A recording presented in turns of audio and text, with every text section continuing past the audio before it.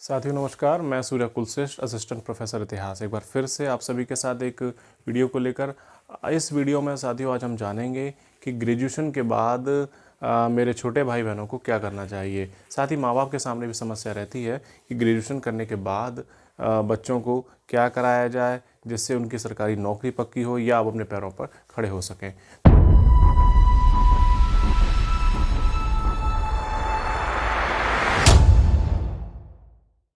तो समस्या ये रहती है कि ग्रेजुएशन के बाद क्या किया जाए। तो इसको मैं यहाँ लिख ले रहा हूँ।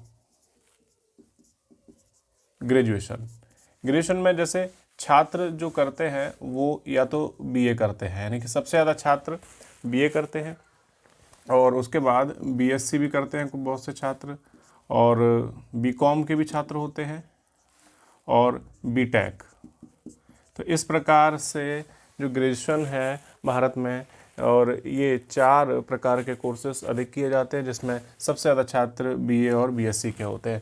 तो आज हम इन सभी के बारे में देखेंगे कि इनके लिए क्या क्या लाइन ओपन है और किन किन फील्ड्स में ये अप्लाई कर सकते हैं, आवेदन कर सकते हैं, और साथ ही किसमें वर्तमान परिस्थितियों के अनुसार उनको चयन करना चाहिए, किस लाइन का उनको चयन करना चाहिए ताकि वर्तमान परिस्थितियों में उन्हें लाभ मिल सके। क्योंकि आवेदन करना और उसकी तैयारी करना ये सब समसामयिक व्यवस्थाओं पर निर्भर करता है कि कौन सी व्यवस्था बेहतर चल रही, कौन से वैकेंसी ज़्यादा आ रही हैं, किसमें कम मेहनत है और साथ ही अच्छी जॉब मिलने की संभावना है। तो वो सब हमें ध्यान में रखना होता है, उसी आधार पर हमें तैयारी करनी होती है।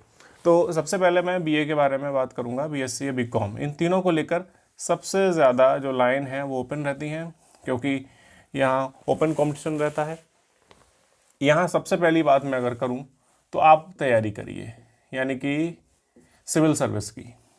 इसमें जो जीएस संबंधित पोर्शन रहते हैं, जैसे यूपी SSSC, ये तैयारी करने के लिए, यानी कि ग्रेजुएशन के बाद अगर आप तैयारी करना चाहते हैं तो आप सीधे मैदान में आ जाइए। और यूपी SSSC यानी कि जो उत्तर प्रदेश के लखनऊ में जो एक संस्था है, वो साल में 2 या 3 बार इसके फॉर्म निकालती है, और आप इसकी तैयारी करिए।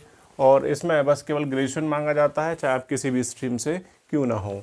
और ये फिर डिपेंड करता है विज्ञापन किसका निकला हुआ है, किस भर्ती का है, तो उस हिसाब से आपको अप्लाई करना होता है।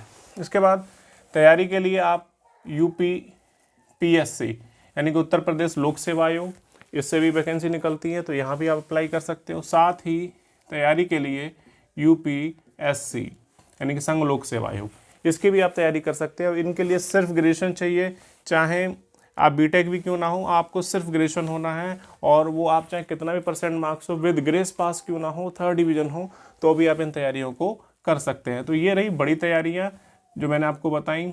सबसे सरल रहता है यूपी SSSC का, फिर यूपी PCS का यानी कि यूपी PSC जिसे कराता है, और UPSC संघ लोक सेवा आयोग। इसके अंतर्गत IAS IPS IFS IRS ये संयुक्त एक सम्मिलित परीक्षा रहती है, ये आपको करना होता है। तो इसके बारे में, इन सारी तैयारियों के बारे में मैं समय समय पर विभिन्न वीडियोस में बताता रहूँगा। लेकिन फ़िलहाल ये देखते हैं कि आपको क्या क्या कर सकते हैं और आपको वर्तमान परिस्थितियों में क्या करना चाहिए। अब बात करें तो एक कोर्स ओपन होता है यहाँ पर इनके लिए, BTC का जो कोर्स है वो छात्र कर सकते हैं, और इसके लिए आपको ग्रेजुएशन होना ज़रूरी है। और इसके बाद आप को टेट की परीक्षा देनी होती है, TET की परीक्षा। ये अगर केंद्र सरकार के तहत आप दे रहे हैं तो उसको CTET बोलते हैं, और किसी राज्य सरकार के अंतर्गत है तो वो राज्य सरकार, जैसे मैं यूपी का लिख दे रहा हूँ तो यूपी TET, ये परीक्षाएं होती हैं। इसको आप जब क्वालिफाई कर लेते हैं, ये अपने अलग अलग स्टैंडर्ड में भी होती है, 1 से 5 तक की भी एक परीक्षा होती है, और एक 6 से 8 तक की परीक्षा भी होती है। लेकिन अगर आप BTC किए हुए हैं और आप टेट का एग्ज़ाम देना चाहते हैं तो आप 1 से 5 वाला ही जो प्रश्न पत्र है वो दे पाएंगे, और ये भी आप 1 से 5 वाला ही दे पाएंगे। इसमें से आप ये भी क्वालिफाई हो जाते हैं या ये क्वालिफाई हो जाते हैं, तब आप एक भर्ती परीक्षा, खासकर उत्तर प्रदेश में जो चल रही है, वो भर्ती परीक्षा सहायक अध्यापक भर्ती परीक्षा, इसको आप देने योग्य हो जाते हैं। और इसके बाद आप 1 से लेकर 5 तक की कक्षा के शिक्षक बन जाते हैं। अगर इसकी बात करें तो यहाँ से अगर आप क्वालिफाई करते हैं तो आप उत्तर प्रदेश में तो अप्लाई कर ही सकते हैं, किसी भी राज्य में आप अप्लाई कर सकते हैं जो भी वैकेंसी निकलती है। साथ ही आप राज्यों में तो आप अप्लाई कर ही सकते हैं, साथ ही आप KVS यानी केंद्रीय विद्यालय संगठन है, NVS है, नवोदय, इनमें भी आप अप्लाई कर सकते हैं CTET के बाद। अब बात करते हैं BTC के बाद। साथियों यहाँ मैं ये बता रहा हूँ कि आप क्या क्या लाइन चूज़ कर सकते हैं, लेकिन ये भी बाद में बताऊँगा कि आपको क्या चूज़ करना चाहिए, BTC करना चाहिए या B.Ed करना चाहिए जो आगे बताने वाला हूँ, या आपको PG करना चाहिए या कुछ और करना चाहिए। इसके बाद आप B.Ed भी कर सकते हैं। B.Ed BTC से काफ़ी बेहतर माना जा रहा है इस समय। इसके बाद जो है आप TET का एग्ज़ाम दे सकते हैं, और TET जैसे कि मैंने ऊपर बताया आप दोनों स्तर का दे सकते हैं, CTET और UPTET, या राज्य में जो भी हो जिस नाम से जाना जाता हो वो। तो यहाँ पर आप 1 से 5 का भी दे सकते हैं। इस बार जो उत्तर प्रदेश में योगी आदित्यनाथ जी की सरकार है उसने B.Ed को 1 से 5 के लिए भी एप्लीकेबल मान लिया गया है, यानी कि जो B.Ed है वो 1 से 5 तक की कक्षाओं के जो शिक्षक हैं उस पद के लिए भी आवेदन कर सकते हैं। तो इसलिए CTET भी वो दे सकते हैं, और 6 से 8 के लिए भी ये लोग B.Ed वाले अप्लाई कर सकते हैं। 1 से 5 के ये भी और 6 से 8 के लिए भी ये अप्लाई कर सकते हैं। और जैसा कि मैंने बताया नवोदय और KVS में ये जा सकते हैं, और ये राज्यों में भी आ सकते हैं, अप्लाई कर सकते हैं। साथ ही अब UPTET है तो यहाँ पर उत्तर प्रदेश सरकार सहायक अध्यापक भर्ती परीक्षा कराती है, और यहाँ पर बच्चा जो है अगर B.Ed है और उसने अगर ये UPTET 1 से 5 वाला भी क्वालिफाई है, 6 से 8 वाला भी है, तो वह 1 से 5 में भी अध्यापक हो सकता है और 6 से 8 में भी अध्यापक हो सकता है। जबकि BTC वाला केवल 1 से लेकर 5 तक की कक्षाओं को पढ़ाने वाला अध्यापक ही हो सकता है, यानी कि प्राइमरी टीचर हो सकता है, और ये प्राइमरी और जूनियर दोनों टीचर हो सकते हैं। इसके बाद B.Ed करने के लिए के बाद आप पर एक लाइन और ओपन हो जाती है, वो है TGT की, यानी कि B.Ed यदि आप है तो आप TET तो दे ही सकते हैं, वो लाइन अलग है जो शिक्षक बनने वाली है। साथ ही TGT में यदि आप अप्लाई करते हैं तो यहाँ आप का एक एग्ज़ाम होता है, ये वाला B.Ed करने के बाद आपका TGT से एग्ज़ाम होता है, और 2 सब्जेक्ट जो आप B.Ed में लिए हुए होते हैं वो उन्हीं सब्जेक्ट से, यानी कि 2 सब्जेक्ट से आप TGT का फॉर्म भर सकते हैं। अभी फॉर्म इसके आने वाले हैं, उत्तर प्रदेश माध्यमिक शिक्षा सेवा जो बोर्ड है उससे आने वाले हैं। साथ ही ये इससे आप जो है सीधे एक एग्ज़ाम देंगे, और एग्ज़ाम के बाद सीधे आप 9 से लेकर 10वीं कक्षा तक को पढ़ाने वाले एक टीचर हो जाते हैं, यानी कि आप एक लेक्चरर हो जाते हैं।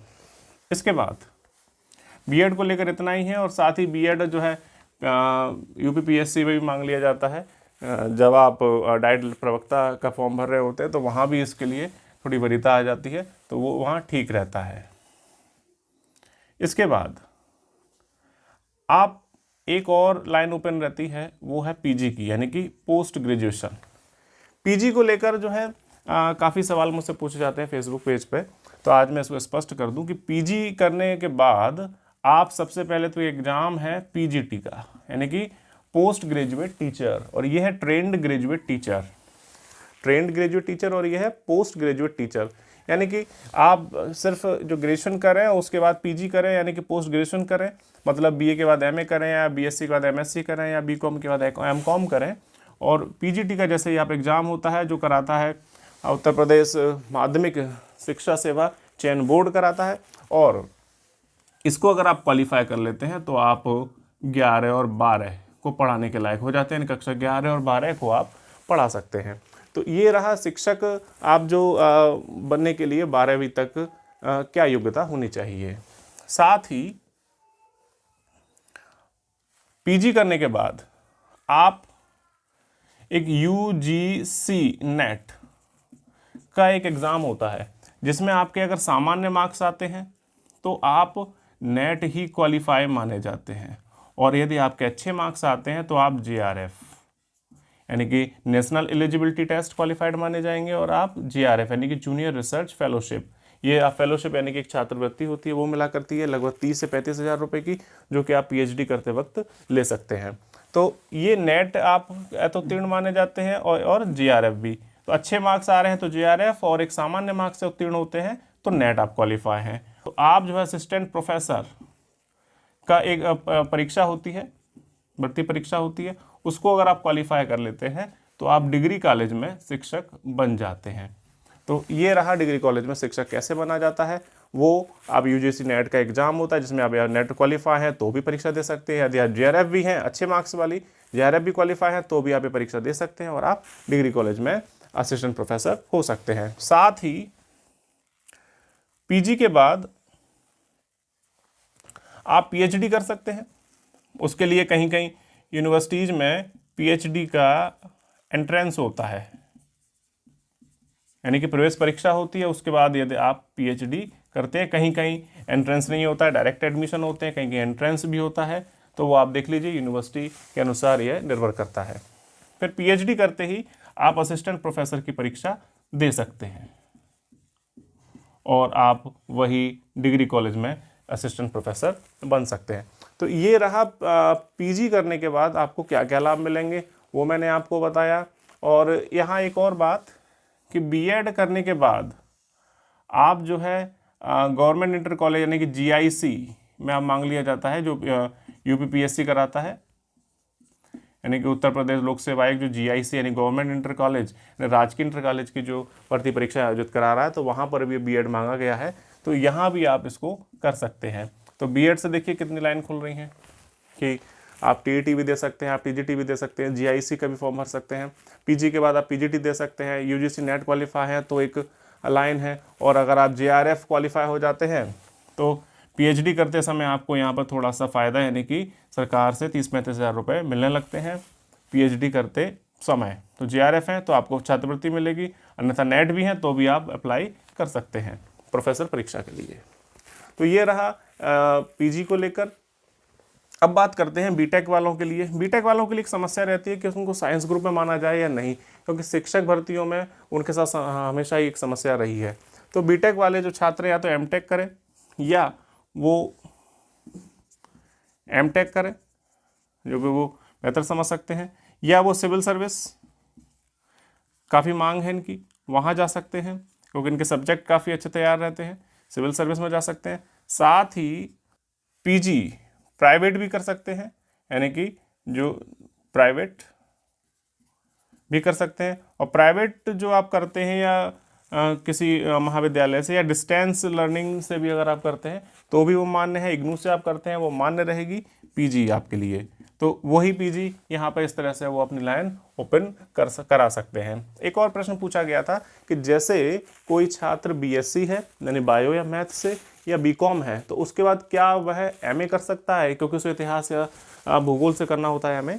तो कोई छात्र यदि BSc या BCom है तो क्या वह MA कर सकता है? बिल्कुल कर सकता है, और वहाँ वह रेगुलर MA नहीं कर पाएगा, उसको प्राइवेट MA ही करना पड़ेगा, और वो वैलिड है, बिल्कुल वैलिड है, 100% वैलिड है, और वह इस पूरी प्रक्रिया में भाग ले सकता है।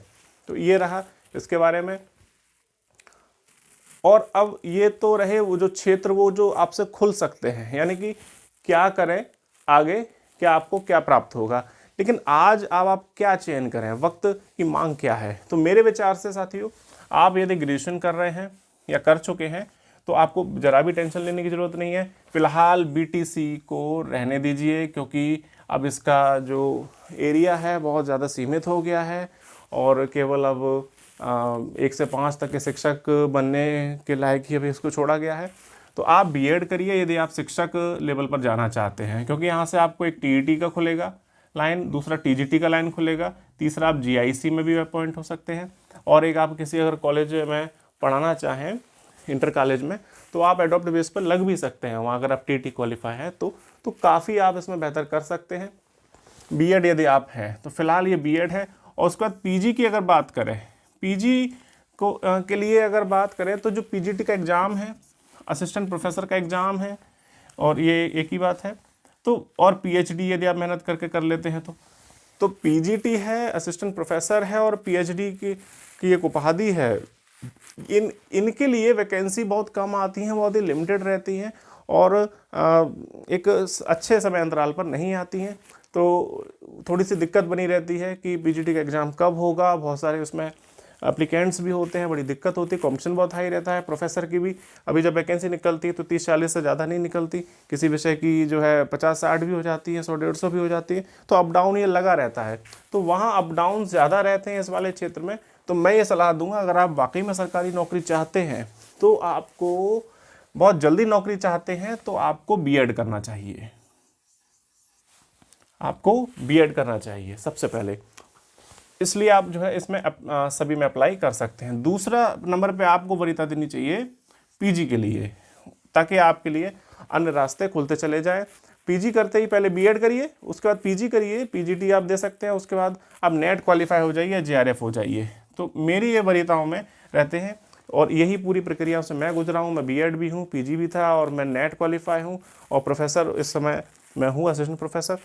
तो मेरा भी छात्रों से यही कहना है कि वो बीटीसी का तो मोह त्याग दें अभी, क्योंकि बीटीसी से लाइनें बहुत कम खुलने पाती हैं और बहुत दिक्कत होती है। साथ ही पीसीएस में अप्लाई करते हैं तो बीएड भी मांग लिया जाता है वहाँ पे किन्हीं वैकेंसीज़ में, तो वो बीएड अब ज़रूरी हो गया है। पीजी भी मांग लेते हैं, जैसे आप बीएसए का फॉर्म डालना, बीएसए के लिए अप्लाई करते हैं पीसीएस के थ्रू, तो वहाँ पीजी मांगा जाता है। तो बहुत सी ऐसी जगह जहाँ पीजी भी है, तो आप जो है नंबर 1 पर बीएड रखिए, उसके बाद आप पीजी को करिए। बीएड करने के बाद अगर आप सीधा अगर एक अच्छे लेवल का टीचर बनना चाहते हैं तो आप जो है पहले पीजी भी कर सकते हैं, ये आपके ऊपर डिपेंड करता है कि आप क्या करना चाहते हैं। सब्जेक्ट में अच्छी पकड़ है तो आप पीजी पहले करिए, बीएड बाद में करिए। लेकिन यह है कि इसमें वैकेंसीज काफ़ी, आपको एरिया काफ़ी वाइड मिल जाता है, तो बीएड ज़्यादा बेहतर रहता है। तो पहले बीएड देखिए, उसके बाद पीजी देखिए, उसके बाद अगर पीजी के बाद आप नेट क्वालिफाई कर लीजिए तो आपके पास ये मान के चलिए इतना सारा क्षेत्र खुल जाएगा अप्लाई करने के लिए। साथ ही अगर आप तैयारी करते रहना चाहते हैं तो तैयारी भी करते रहिए, इसमें कोई हर्ज नहीं है, इसमें भी आपको अच्छा मुकाम मिल सकता है। तो ये रहा वह तरीका जो बिल्कुल चारों ओर से सरकारी जॉब को घेरने को लेके है, जिसके लिए माता पिता हैं, भाई बहन हैं मेरे, वो सब परेशान रहते हैं कि किस प्रकार से तैयारी की जाए, किस प्रकार की रणनीति बनाई जाए कि सरकारी नौकरी हाथ में आ जाए। तो बहुत ही सरल तरीका है कि आप कैसे तैयारी करें, क्या करें। तो ये मैंने आपको बताया कि आप ग्रेजुएशन के बाद क्या करें, तो वही मेरा फाइनल उत्तर है कि आप पहले बीएड करें, फिर पीजी करें, उसके बाद नेट की परीक्षा दें और ये सब। और समानांतर अगर आप चाहें तो तैयारी भी करते रहें या किसी कोचिंग में पढ़ाते भी रहें, इससे अर्निंग भी होगी और आपकी ये सारी चीज़ें चलती रहेंगी। तो साथियों, मेरी इस गाइडेंस वीडियो को कैसी लगी आपको मुझे अवश्य बताएं। बहुत बहुत धन्यवाद।